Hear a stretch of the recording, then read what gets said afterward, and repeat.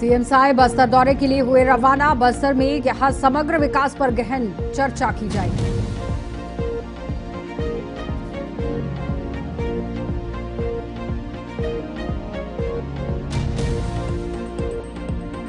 मुख्यमंत्री साय का मां दंतेश्वरी एयरपोर्ट में स्वागत। इस दौरान जल संसाधन मंत्री केदार कश्यप रहे मौजूद।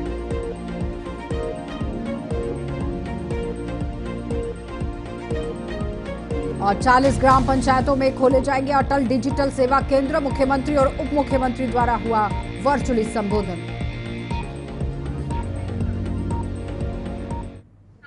नमस्कार, बुलेटिन में आपका स्वागत है। मैं हूं आपके साथ आशा सरवाल। चलिए शुरुआत करते हैं छत्तीसगढ़ से जुड़ी खबरों की। छत्तीसगढ़ के मुख्यमंत्री विष्णुदेव साय ने आज बस्तर जिले के लिए अपने दौरे की शुरुआत की, जो कि आगामी 2 दिनों तक चलेगा। इस महत्वपूर्ण यात्रा के दौरान मुख्यमंत्री साय कई कार्यक्रमों में हिस्सा लेने की योजना बना चुके हैं, जिसमें बस्तर के समग्र विकास पर गहन चर्चा की जाएगी। इसके अतिरिक्त इस दौरे में सरकार द्वारा चलाए जा रहे नक्सली घर वापसी अभियान के अंतर्गत नक्सलवाद से जुड़े हुए मुद्दों पर भी विचार विमर्श किया जाएगा। बस्तर रवाना होने से पूर्व मुख्यमंत्री साय ने मीडिया से बातचीत करते हुए पश्चिम बंगाल में हुई हिंसा को स्पष्ट गलत बता दिया। उन्होंने इस विषय पर अपने विचार प्रकट करते हुए यह भी कहा कि वक्फ बोर्ड संशोधन विधेयक न्याय की ओर एक कदम है और कहा कि ये किसी विशेष समुदाय के खिलाफ नहीं है। उनकी दृष्टि में ये विधेयक सभी के लिए समानता और न्याय सुनिश्चित करने की दिशा में महत्वपूर्ण है। दिन का बस्तर प्रवास है, जिसमें माननीय हमारे डिप्टी सीएम गृह मंत्री श्री विजय शर्मा जी भी रहेंगे, केदार कश्यप भी रहेंगे हमारे मंत्री, और 2 दिनों तक बस्तर के विकास पर चर्चा होगी। अलग अलग स्तर में एक तो नियम नीलानार योजना चला रहे हैं नक्सल क्षेत्र में, वहां पर सरकार की जो योजनाएं पहुंचा रहे हैं नियम नीलानार के माध्यम से, उसकी समीक्षा होगी और किस तरह से बस्तर के अंदर में पर्यटन को बढ़ा सकते हैं, कृषि को बढ़ा सकते हैं, उद्योग वहां पर कैसे बढ़ा सकते हैं, इन सारे विषयों पर वहां अलग अलग स्तर में चर्चा।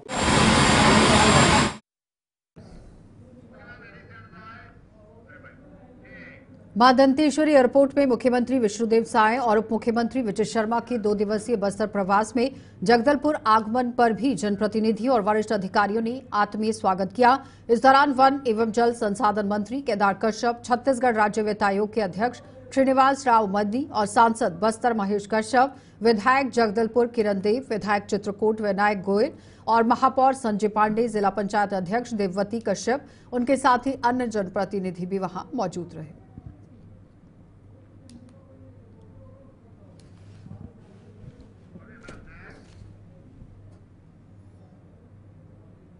भारत रत्न डॉक्टर भीमराव अंबेडकर की जयंती को प्रदेश सहित जिले में सामाजिक समरसता विश्वास के साथ ही काम आगे बढ़ रहा है, लेकिन सामाजिक समरसता दिवस के रूप में इसे मनाया गया। कार्यक्रम में प्रदेश के मुख्यमंत्री विष्णुदेव साय, उप मुख्यमंत्री विजय शर्मा वर्चुअली जुड़े। धमतरी जिले में जिला स्तरीय कार्यक्रम का आयोजन जिला पंचायत सभा कक्ष में किया गया। इस अवसर पर जिला पंचायत अध्यक्ष श्री अरुण सारवा, उपाध्यक्ष गौकरण साहू, सदस्य टीकाराम कंवर, अन्य जनप्रतिनिधि, विभिन्न समाजों के पदाधिकारी, कलेक्टर अविनाश मिश्रा, अन्य विभाग के अधिकारी उपस्थित रहे।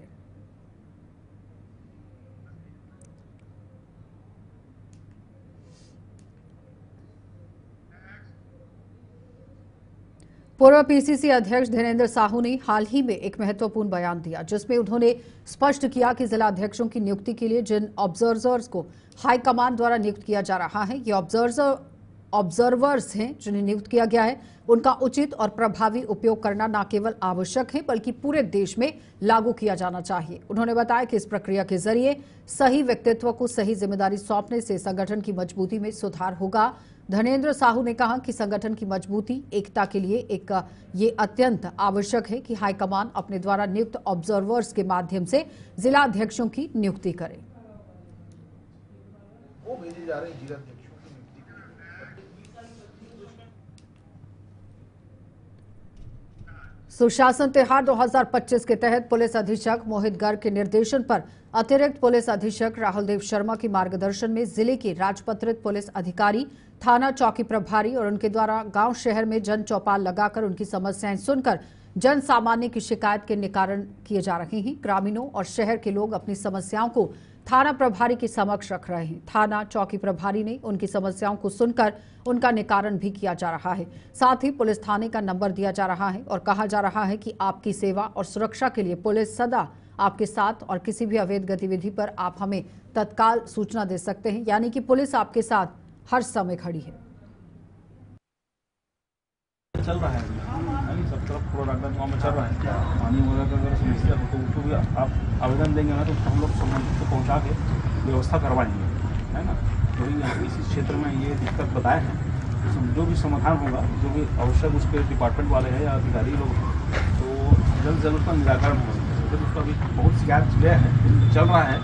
जैसे यहाँ भी अगर होगा तो उसका हमको देंगे ना, तो हम उसको पहुँचा देंगे और कि भाई इस क्षेत्र आवास से ऐसा शिकायत आ रहा है। और अन्य कुछ होगा, मान लो यहाँ तकलीफ किसी भी डिपार्टमेंट में होगा, तब भी हम लोग पुलिस डिपार्टमेंट की तरफ से लेटर बना के ना भेज देंगे तो भाई स्कूल के लिए कोई दिक्कत है, टीचर नहीं है या और कुछ है, कभी शराब बिक रहा है, गंदा बिक रहा है, लड़ाई झगड़ा होता है, कोई बदमाशी हो रहा है, उन सब का ना जो भी होता है सब पर गिरेंगे तो हम लोग जाकर।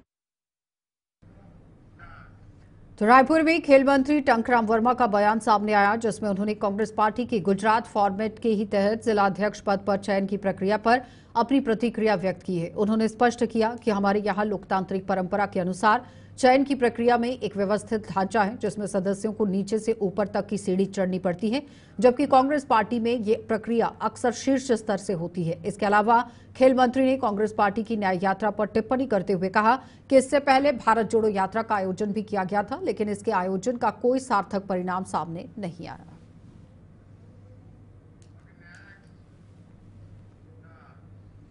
पूर्व मंत्री अमरजीत भगत ने हाल ही में ये बयान दिया है कि यहां भारतीय राष्ट्रीय कांग्रेस की चिंता करने की कोई आवश्यकता नहीं है, क्योंकि बीजेपी ना तो केंद्र में अपनी सरकार चला रही है और ना ही राज्य में। उन्होंने ये भी उल्लेख किया कि महादेव सट्टा जैसी अवैध गतिविधियां अभी भी जारी हैं। इस संदर्भ में उन्होंने सवाल उठाया कि सरकार इस प्रकार की ही गतिविधियों को बंद कराने में विफल क्यों है। इसके साथ ही उन्होंने प्रधानमंत्री नरेंद्र मोदी द्वारा दी गई गारंटी के बारे में भी सवाल खड़ा कर दिया। खाली कागजों में अभी यहीं पर जहाँ बैठे हैं ना, यहाँ भी नेटवर्क बढ़िया से नहीं आ रहा है। तो डिजिटल का बात करना तो ठीक है, लेकिन अब ना नेटवर्क है ना वहाँ पर कोई कनेक्टिविटी है, कैसे सब जगह पर लागू कर लें। प्रयास समय लगेगा, करें, प्रयास करें। इसमें BSL तो दम तोड़ रहा था, अभी थोड़ा थोड़ा सांस चल रहा है BSNL का। तो ये तो जो निजीकरण है, वो जो सरकारी तंत्र है, सरकारी एजेंसीज है, उसका गला घोटने का काम कर रही है। तो महिलाओं के सम्मान के प्रति अपनी प्रतिबद्धता को दर्शाने के लिए कांग्रेस द्वारा आयोजित की जा रही एक महत्वपूर्ण यात्रा, जिसे न्याय यात्रा नाम दिया गया है, 18 अप्रैल को दुर्ग से प्रारंभ होगी। ये यात्रा जो कि महिलाओं की सुरक्षा और उनके सम्मान के मुद्दे को उजागर करने का उद्देश्य रखती है, 20 अप्रैल को छत्तीसगढ़ की राजधानी रायपुर पहुंचेगी। इसके साथ ही 21 अप्रैल को एक बड़ी रणनीति के तहत मुख्यमंत्री निवास का घेराव करने की योजना बनाई गई है। तो पूरे प्रदेश में माताओं, बहनों, बेटियों के सम्मान में न्याय पथ पे कांग्रेस। छत्तीसगढ़ में महिलाओं के साथ बढ़ रहे अत्याचार, राज्य में हो रही रोज दुराचार की घटनाएं, महिलाओं के ऊपर में बढ़ रहे अपराध को लेके प्रदेश कांग्रेस कमेटी के अध्यक्ष श्री दीपक बैद जी ने दुर्ग से रायपुर तक पद यात्रा निकालने का निर्णय लिया है। 18 तारीख को दुर्ग में महात्मा गांधी जी की प्रतिमा पे पुष्पांजलि अर्पित करके यह यात्रा शुरू होगी, जो 18, 19, 20 तक राजधानी रायपुर पहुंचेगी। 21 तारीख को मुख्यमंत्री निवास का घेराव करके जनता की आवाज़ मुख्यमंत्री निवास तक पहुंचाने के साथ ही यह पदयात्रा का समापन होगा। छत्तीसगढ़ में प्रतिदिन भारत सरकार द्वारा गठित भारतीय शिक्षा बोर्ड का संचालन पतंजलि योगपीठ करेगी और ये महत्वपूर्ण परियोजना पूरे भारत में 1 लाख स्कूलों में भारतीय शिक्षा बोर्ड के माध्यम से बच्चों को शिक्षा प्रदान करने के उद्देश्य से स्थापित की गई है। भारतीय शिक्षा बोर्ड का गठन भारत सरकार द्वारा किया गया है, जिसमें संचालन की जिम्मेदारी पतंजलि योगपीठ को सौंपी गई है।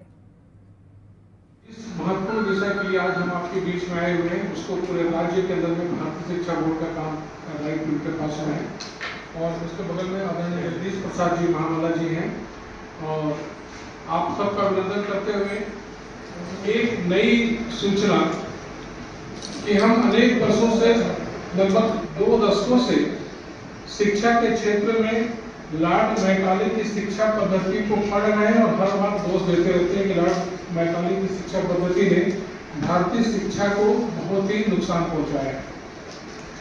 लेकिन पिछले 200 वर्षों के अंतराल में अभी तक कोई भी ऐसा आमूलचूल परिवर्तन नहीं किया गया जिसके माध्यम से लॉर्ड मैकाले की शिक्षा पद्धति को ध्वस्त करके और पूर्ण स्वदेशी चिकित्सा पद्धति जो भारतीय जनमानस के लिए भारतीय अध्यात्म के दृष्टिकोण से भारत की संस्कृति के दृष्टिकोण से एक ऐसी शिक्षा पद्धति जो बच्चों के सर्वांगीण विकास को और भारतीय मानसिकता के बच्चों को तैयार कर सके, इसी दृष्टिकोण से पतंजलि योगपीठ में स्वामी परम स्वामी महाराज के नेतृत्व में और इस देश के यशस्वी प्रधानमंत्री आदरणीय नरेंद्र मोदी जी के अथक प्रयास से स्कूल बोर्ड का एक राष्ट्रीय शिक्षा बोर्ड का गठन किया गया 3 फरवरी 2023 को, जिसका नाम है भारतीय शिक्षा बोर्ड। जैसे कि सीबीएसई बोर्ड है, आईसीएस बोर्ड है, अनेक प्रकार के जो राष्ट्रीय बोर्ड हैं, उस बोर्ड के समकक्ष भारत सरकार के शिक्षा मंत्रालय ने एक नए बोर्ड का गठन किया। बुलेटिन में इतना ही। रुकेंगे एक छोटे से ब्रेक के लिए, जल्द वापस लौटेंगे। आप बने रहिए हमारे साथ।